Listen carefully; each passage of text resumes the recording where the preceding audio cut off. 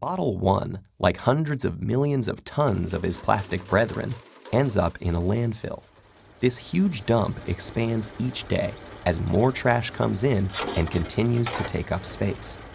As plastics sit there being compressed amongst layers of other junk, rainwater flows through the waste and absorbs the water-soluble compounds it contains, and some of those are highly toxic.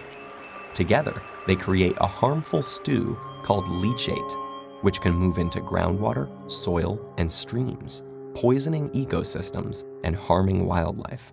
It can take Bottle 1 an agonizing 1,000 years to decompose. Bottle 2's journey is stranger, but unfortunately no happier.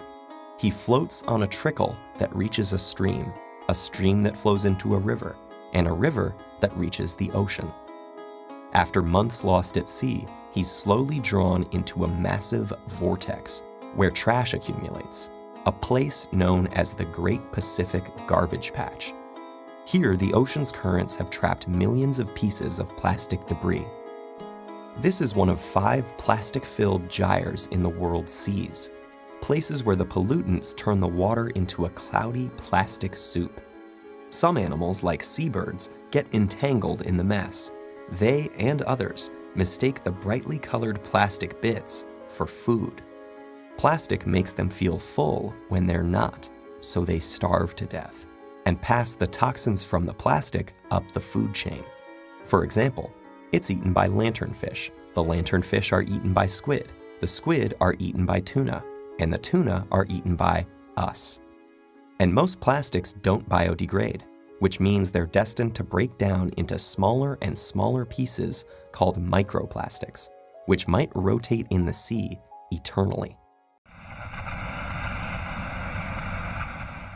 Plastic production has led to widespread use of inexpensive disposable products that are having a devastating effect on the environment.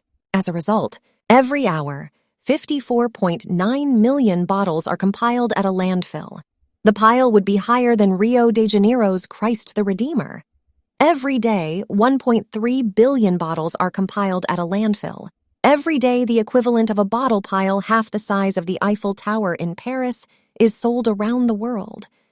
Past 10 years, 4 trillion bottles have been compiled at a landfill. Data from Euromonitor International shows that more than 480 billion of these bottles were sold a year alone. The pile visualized below is around 2.4 kilometers high and dwarfs the glittering skyscrapers of the financial district at the tip of Lower Manhattan. A truck brings him to a plant where he and his companions are squeezed flat and compressed into a block. Okay, this sounds pretty bad too, but hang in there. It gets better. The blocks are shredded into tiny pieces, which are washed and melted so they become the raw materials that can be used again.